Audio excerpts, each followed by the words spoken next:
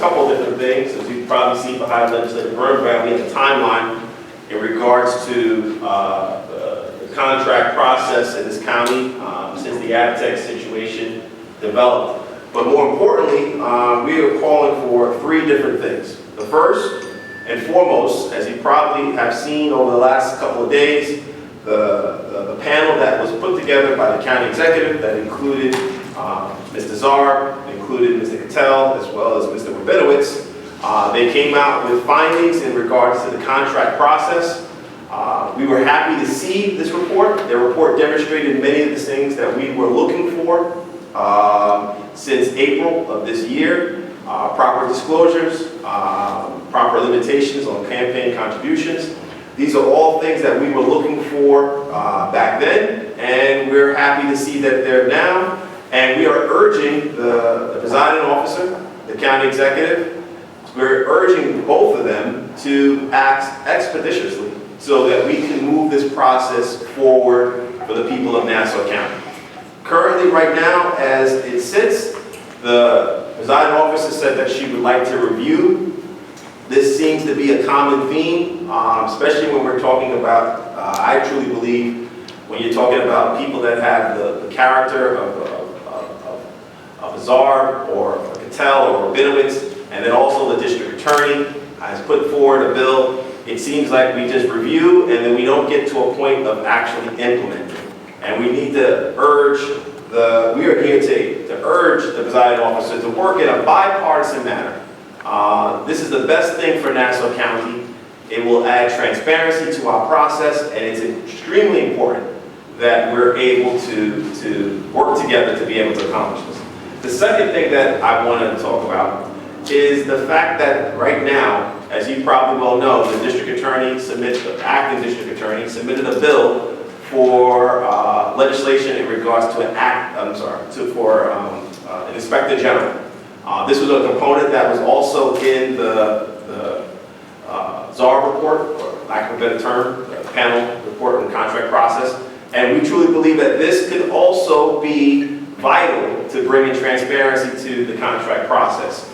We are supporting the recommendations from the acting district attorney. Some of those points that she has highlighted, we are putting together legislation which will be clocked in today, calling for an inspector general to be a part of the auditing process here in the county. And then last but not least, it's been unfortunate when we try to work in a bipartisan manner to host legislative hearings on the contract process in this county. And this process includes many other things other than just the recommendations that have come from the panel.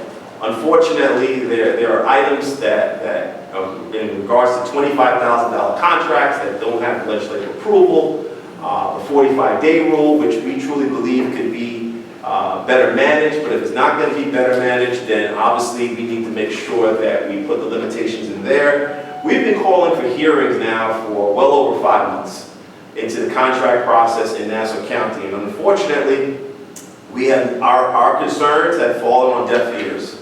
The people of this county have demanded transparency, and unfortunately, the Republicans in the majority have not given 1 inch of being willing to do the hearings that are necessary. So therefore, we have been calling for hearings on 3 attempts from the majority. We have decided to move forward with giving the people an opportunity to participate and be able to make sure their voices are heard, so we can hear from experts on how to correct our process.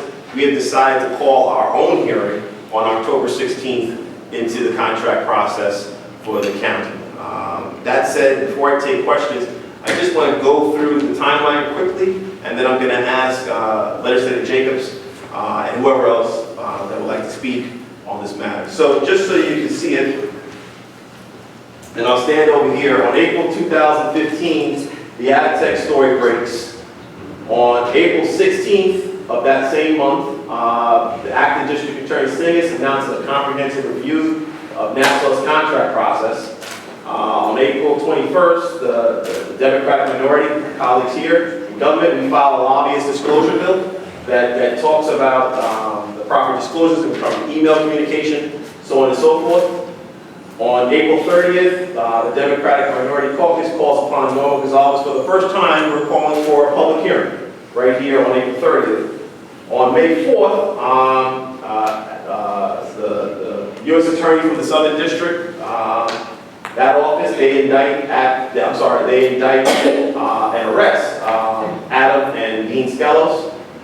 On June 18th, the Democratic minority again called on Norman Gonzalez for the second time to hold a public hearing. This is going back to June 18th of this year.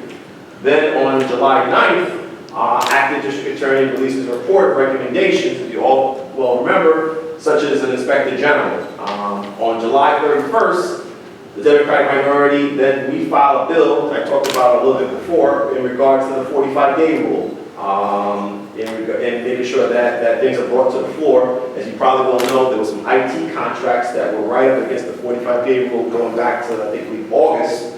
And those contracts would have passed if the presiding officer did not call them in a rushed manner at the end of the day.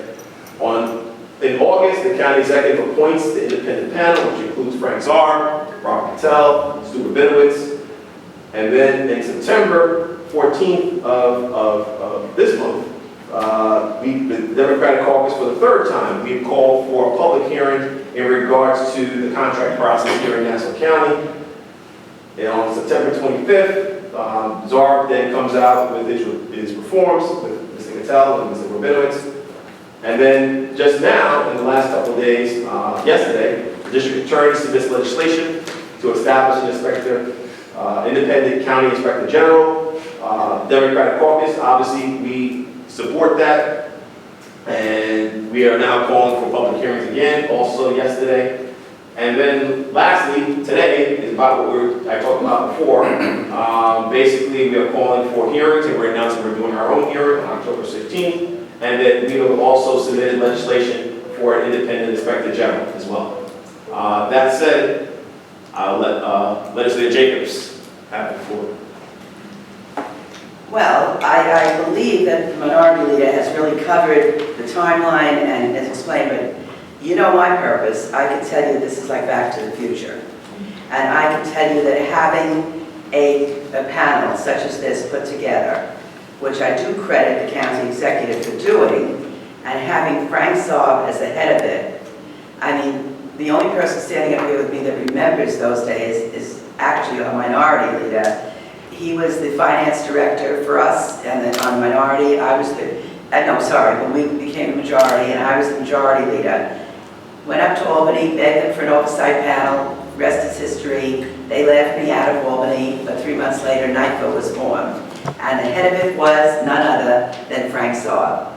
So knowing that he was part of this panel, I think I have the greatest respect for Mr. Cattell and of course Dr. Rabinowitz, but I must tell you that knowing that Frank Saab was on that panel, I have to tell you that years ago, when this county was one level above junk bond status, and Frank Saab headed up NIFA, and he laid the law down and told us these are the steps that have to be followed. A little different then. We were the majority. We knew we were in office. We knew that because we were the majority, we had, and I hate the word power, but we had the votes to do what had to be done. And quite honestly, didn't really get the support of the other side of the aisle. But because we were willing to take those chances, we were willing to do what he suggested and move ahead, we raised this county up to a point about 4 to 6 years later, and of course in the middle of all that, Tom Swazi became county executive, that we were now in the black. So I feel this is a great timeline that Kevon is sharing with you to show the lack of cooperation on the part of the people that are in charge of this legislature. You can't say you're a legislator and be proud of being a legislator if you're not willing to step into the fray and make sure you have the backbone to hear from the people, hear what they have to say, know in your heart what's right and what's wrong, and make a commitment that you're going to change it. Otherwise, it's more of the same. I don't think anyone should be satisfied with that. I know I wouldn't be. I know my colleagues up here will not be. I think an inspector general, it's unfortunate, it's necessary in a county that has an elected controller, but I do think we need an inspector general. We need some people from the outside, just like this panel was, to say, folks, get your act together, or you're going to be legislators over a dissolving Nassau County. And nobody wants that as their legacy. So, yes, I think this is great. And I think it's great we're having our own hearing, because I believe it will give people an opportunity, whoever might want to come down, to speak, to express, and for us to understand exactly what their thought process is, and for them to understand ours. That's it. Thank you. You both did an amazing job, but I just want to sum up by saying, I think since I've been here, we've seen it with a number of contracts, even post-Sandy cleanup, and I think the other side of the aisle feels as we do, which is that we're basically embarrassed by some of the things that have happened. So I would think that the other side would also want this to be done as quickly as possible, because none of us feel good with this type of news. I think we all really want to do the right thing up here. This will just enable us to do that and make sure that it is done, and make us aware of things that we might not have been before. And I agree with Kavan on the fact that we have to do it right this time, and we have to make sure things such as the 45-day rule and the under $25,000 contract has to be covered. So, I just want to say, while Jill is here with me, I just want to say, keep in mind that that 45-day rule, in and of itself, was a very, very good rule. It was abused. right. All right, just keep that in mind, because that's very, very important. There was nothing wrong with them having to explain and come to the legislature. What was wrong is the abuse that took place under this Correct. administration. And I agree with that too, and there might be a time when we need the 45-day rule. But what I think really has to happen, and I know, Carrie and I started together, but it's sort of that idea that we just have to be made aware of everything, because we're responsible for everything, and we look bad when everything goes wrong. So we feel, right, we are answerable, and that's our job. So, would it be nice to be able to have a $25,000 rule for that situation? Maybe, but like you said, that was abused also. So we need to just have the information that we need to make intelligent decisions to represent our constituents. So, thank you, Kavan. Just real briefly, good morning. This is Kerry Salage, the 3rd District. Would like to thank the Democratic leader and also our staff for this wonderful display. This is not an explanation of time travel, as Judy Jacobs said, Back to the Future. This is an explanation of how we need common sense reform in Nassau County. This is a very sad litany of events that happened that show a lack of transparency and a lack of accountability, and simply stated, money just being wasted. We do not want to have a county where we decide between closing police precincts and balancing our budget. We want a county that is fiscally conservative. I thank our Democratic leader for all of the initiatives that have encouraged us to become more conservative, because last time I checked the newspapers, we are the laughingstock of New York State when it comes to accountability and transparency in our local government. And so I would ask that the county executive adopt the recommendations by Mr. Zarb and the panel, and I thank you very much for your consideration.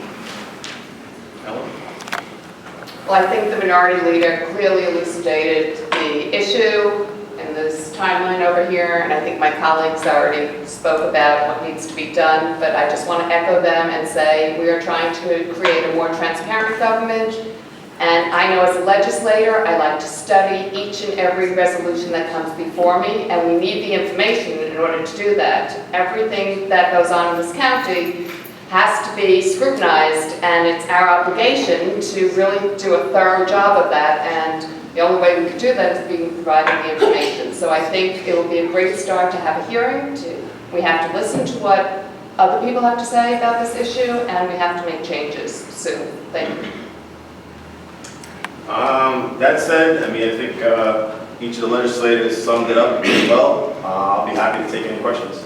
Can you explain a little more about the hearing? The mechanism that you're allowed to hold a hearing in the chambers, have it be noticed without the majority's participation? No. We tried to include the majority. Unfortunately, Paul, they just did not want to participate. How many more months do the people of Nassau County have to wait before the situation regarding the ABTEC contract is actually aired out?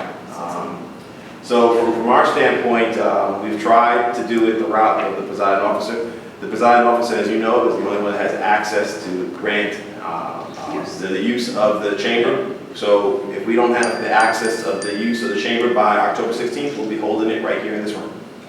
We have the authority to do that. We have the authority to bring in witnesses. We'll have our legislators here. We'll kindly invite any of the Republicans that maybe don't see eye to eye with the presiding officer to participate with us. But from our standpoint, we as legislators need to have the information to make this county better and to make it more transparent.